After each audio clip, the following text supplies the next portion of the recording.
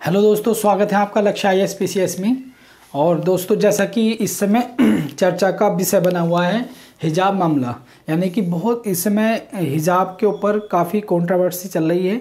ठीक है नहीं, कर्नाटक में ये मुद्दा गरमाया हुआ है और कर्नाटक ही नहीं, अब ये जगह जगह ये इशू बनता चला जा रहा है।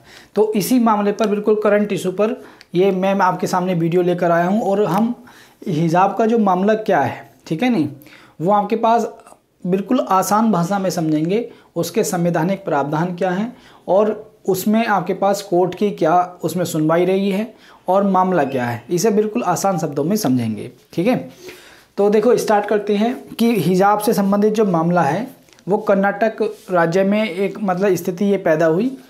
मामला क्या था? मामला 5 फरवरी को कर्नाटक सरकार ने सरकारी स्कूलों में और कॉलेजों में ड्रेस कोड लागू करने के लिए या उसका सख्ती से पालन करने का एक आदेश जारी किया। यानी 5 फरवरी को कर्नाटक सरकार एक आदेश जारी करती है जिसमें स्कूल और कॉलेजों में ड्रेस कोड को लागू कराने के लिए फोर्स करती है। फोर्स नहीं करती, कहती है। ठीक है नहीं, आदेश जारी करती है। उसके बाद क्या हुआ, कर्नाटक का जो उडुपी जिला है वहाँ पर एक गवर्नमेंट गर्ल्स कॉलेज था। उसमें ड्रेस कोड के विरुद्ध, यानी कि जो भी आदेश सरकार के माध्यम से आया था, तो उस आदेश का 6 छात्राओं ने विरोध किया और उस आदेश के बहिष्कार किया, उस आदेश का। और उस आदेश के खिलाफ जो है कोर्ट में याचिका डाल देती हैं। और उनका ये कहना है, छात्राएं ये आधार बनाती हैं याचिका में, या आदेश का जो बहिष्कार किया जाता है वो इस आधार पर किया जाता है कि हिजाब जो है वो हिजाब को धार्मिक अधिकार के विरुद्ध बताया। यानी कि हिजाब को नहीं है, हिजाब को उनका एक धार्मिक अधिकार बताया। ठीक है नहीं, हिजाब को धार्मिक अधिकार बताया कि हिजाब उनका एक धार्मिक अधिकार है, मूल अधिकार।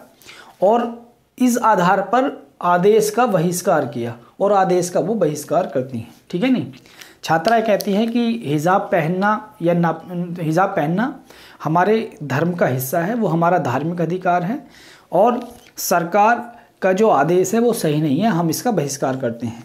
और इस आदेश को लेकर कोर्ट में याचिका डाल देती हैं। ठीक है नहीं, अब जो छात्राओं के वकील हैं उनका क्या कहना है? छात्राओं के वकील कहते हैं कि जो हिजाब है उसे पवित्र कुरान में पहनना ज़रूरी बताया गया है। जो कुरान है उसमें ये लिखा हुआ है कि महिलाएं, जो मुस्लिम महिलाएं हैं, वो कहीं भी अगर बाहर जाएंगी तो अपना जो सिर है उनका वो ढका हुआ होना चाहिए। ठीक है ना, ये कुरान में लिखा हुआ है। तो उनके जो वकील हैं आपके पास, संतोष हेडगे करके वकील हैं, उन्होंने कहा कि हिजाब पहनना जो है वो कुरान का हिस्सा है और पवित्र कुरान में उसे ज़रूरी बताया गया है। ठीक है नहीं, और आर्टिकल 19 फर्स्ट कि हिजाब, आर्टिकल 19 फर्स्ट जो है, क्या किसी महिला को पहनना है क्या नहीं पहनना, उसका अधिकार देता है। तो ये आर्टिकल 19(1) के अंतर्गत भी उन लोगों को जो अभिव्यक्ति और स्वतंत्रता का अधिकार है उसके अंतर्गत ये शामिल होता है, हिजाब पहनना भी। ठीक है नहीं, और धार्मिक स्वतंत्रता के अधिकार के खिलाफ, यानी कि सरकार का जो ये आदेश है तो उन लड़कियों का जो धार्मिक स्वतंत्रता का अधिकार है, आर्टिकल 25 से और 28 तक जो धार्मिक स्वतंत्रता का अधिकार है वो उसके खिलाफ आदेश। ठीक है नहीं, तो ये कोर्ट की वकील की दलीलें हैं, छात्राओं के वकील की। ठीक है, उसके बाद न्यायालय में ये मामला जाता है तो न्यायालय का क्या रुख रहता है? न्यायालय कहता है कि ये धार्मिक भावनाओं से अलग रखा जाए इस मुद्दे को, और न्यायालय जो भी फैसला करेगा वो संविधान के आधार पर करेगा। पहले एक जज की बेंच में ये मुद्दा जाता है, लेकिन फिर उस मुद्दे को वो जज 3 जजों की बेंच में मुद्दे को ट्रांसफ़र कर देते हैं। और कर्नाटक हाई कोर्ट के जो मुख्य न्यायाधीश हैं उनकी अध्यक्षता में 3 जजों की बेंच गठित होती है इस मामले पर सुनवाई के लिए। ठीक है नहीं, तो 3 जजों की बेंच जो है वो सुनवाई के लिए गठित होती है। और कल आपके पास 10 फरवरी में सुनवाई होती है और कोर्ट ने क्या क्या कहा वो भी देखेंगे हम। ठीक है, लेकिन ये देखते हैं हम हिजाब से संबंधित पहले जो कोर्ट के मामले थे, कोर्ट में जो भी पहले मामले आए थे उन पर कोर्टों का निर्णय क्या रहा। तो 2016 की अगर मैं बात करूं तो 2016 में एक केस था अमना बशीर वीस CBSE। ठीक है नहीं, अमना बशीर और आपके पास CBSE का एक मामला कोर्ट के सामने आया 2016 में। उसमें यह था कि 2 मुस्लिम छात्राओं ने जो CBSE का एक एग्ज़ाम होता है AIPMT, उसमें हिजाब को पैर कर परीक्षा देने की अनुमति मांगी थी। तो कोर्ट ने उन 2 मुस्लिम लड़कियों का जो भी आपके पास याचिका डली हुई थी उस पर फैसला दिया, और कोर्ट ने उन 2 मुस्लिम लड़कियों को AIPMT के टेस्ट में CBSE का जो था बैठने की, हिजाब पहन कर बैठने की अनुमति दे दी। ठीक है नहीं। तो वहीं आपके पास 2018 में जो लेटेस्ट मामला आया, आपके पास फातिमा तस्नीम बनाम केरल राज्य। ठीक है नहीं, ये एक मामला आया 2018 में। तो 2018 में जो कोर्ट ने निर्णय दिया, केरल हाई कोर्ट ने, तो वो थोड़ा अलग दिया। केरल हाई कोर्ट ने कहा कि अगर किसी भी संस्था के सामूहिक अधिकारों को व्यक्तिगत अधिकारों पर तरजीह दी जाएगी, यानी अगर कोई भी संस्था आपके पास उसका कोई अधिकार है, वो कोई नियम लागू करना चाहती है, तो किसी संस्था के सामूहिक अधिकार, उसमें अगर पब्लिक इंटरेस्ट जुड़े हुए हैं, तो उन आपके पास आदेशों को व्यक्तिगत अधिकारों पर वरीयता दी जाएगी। तो कोर्ट जो है ये बात कह देती है, यानी संस्था का जो अधिकार है सामूहिक हित में, उसे वरीयता दे देती है। ठीक है, तो ये 2 मामले आपके पास जो हिजाब से संबंधित मामले ये बने। ठीक है, उसके बाद अगर हम देखें विभिन्न देशों में क्या स्थिति है, तो विभिन्न देशों में स्थिति की हम बात करें तो फ्रांस जो देश है उसमें 2004 में ही स्कूल और कॉलेजों में धर्म के आधार पर कपड़े पहनने पर रोक लगा दी गई।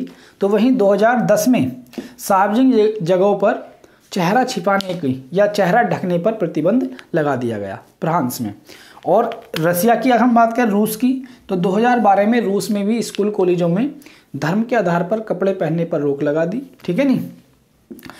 तो वहीं अगर ये तो पश्चिमी देश हुए, मतलब रूस भी आपके पास यूरेशिया में आता है, और भी डेनमार्क में भी प्रतिबंध लगा हुआ है।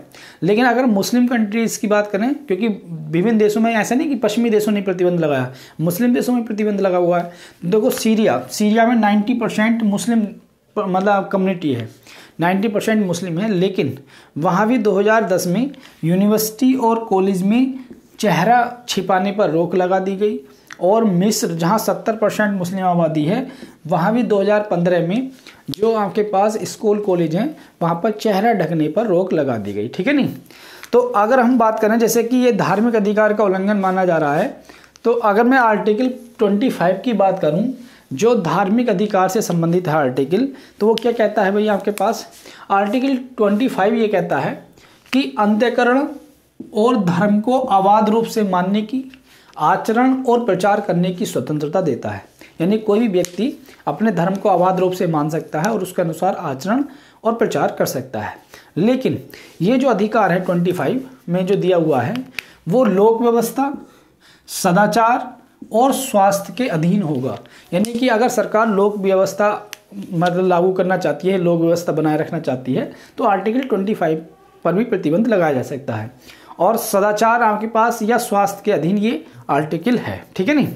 और उसमें एक बात और लिखी हुई है कि यदि कोई भी आपके पास संस्था विधिक, कोई भी विधि का मतलब कानून, यदि कोई कानून आर्थिक, राजनीतिक या लौकिक क्रियाकलाप का विनिमय या निर्बंधन करता है, यानी कोई भी कानून जो आर्थिक या राजनीतिक या लौकिक क्रियाकलाप का विनिमय या निर्बंधन का मतलब उस पर रोक लगाता है, और उस कानून से सामाजिक कल्याण और सुधार के लिए वो कानून अगर लाया जाता है, समाज के कल्याण के लिए, समाज में सुधार के लिए, खास ये जो आदेश है मतलब हिंदू संस्थाओं के लिए दिया हुआ, हिंदू संस्थाओं में, तो आपके पास आर्टिकल 25 का कोई भी आर्टिकल 25 उस आदेश पर प्रभावी नहीं रहेगा। मतलब अगर कोई कानून राजनीतिक, आर्थिक और आपके पास लौकिक क्रियाकलाप के संदर्भ में कोई भी नियम या विनिमय बनाता है, निर्बंधन करता है, और जिससे एक व्यापक स्तर पर समाज के सुधार के लिए, समाज के कल्याण के लिए वो कानून लाया गया है, खासकर मतलब हिंदू संस्थाओं में,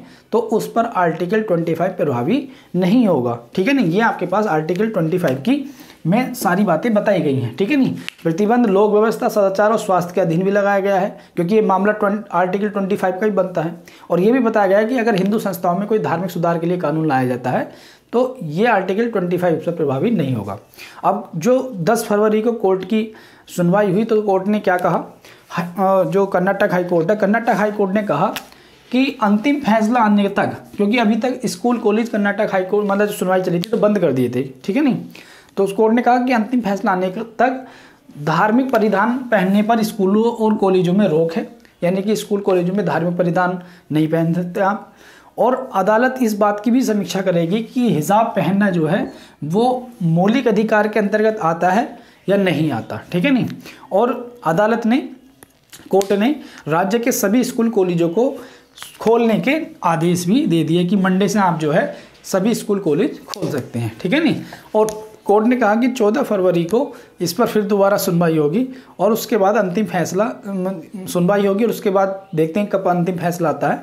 तो ये मामला हिजाब से संबंधित था, ठीक है नहीं। काफ़ी जटिल मामला है, मैंने आपको बड़े आसान शब्दों में ये समझाया है और ये इस समय चर्चा का विषय बना हुआ है। तो आपकी नॉलेज में वृद्धि करेगा, क्योंकि ये इनसे धार्मिक भावनाएं जुड़ी हुई हैं और धर्म के आधार पर मतलब चीज़ें काफ़ी उग्र हो जाती हैं, क्योंकि यहाँ टकराव की स्थिति भी थी। कुछ हिंदू जो बच्चे, जो संगठन थे या हिंदू बच्चे थे, वो आपके पास भगवा गमछा पहन कर कॉलेज आ गए और उधर से मुस्लिम महिलाएं हिजाब पहन कर आई, तो टकराव की स्थिति भी थी।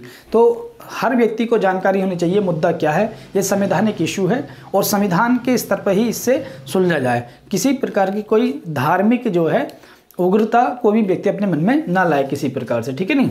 तो ठीक है दोस्तों, अगर आप चाहते हैं ऐसे ही वीडियो आते रहें जो करंट इशू पे आसान भाषा में, तो चैनल को सब्सक्राइब और वीडियो को ज़्यादा से ज़्यादा लाइक और शेयर कीजिए। फिर मिलते हैं नेक्स्ट किसी मुद्दे पर आपके पास। अब हम बात करेंगे, अगला जो अपना मुद्दा होगा एक समान आचार संहिता की, क्योंकि यहाँ पर मुद्दा ये भी उठा कि पूरे भारत में एक समान नागरिक संहिता होनी चाहिए, एक समान आपके पास कानून व्यवस्था होनी चाहिए। तो अपना अगला टॉपिक जो रहेगा वो एक समान नागरिक संहिता पर रहेगा, ठीक है।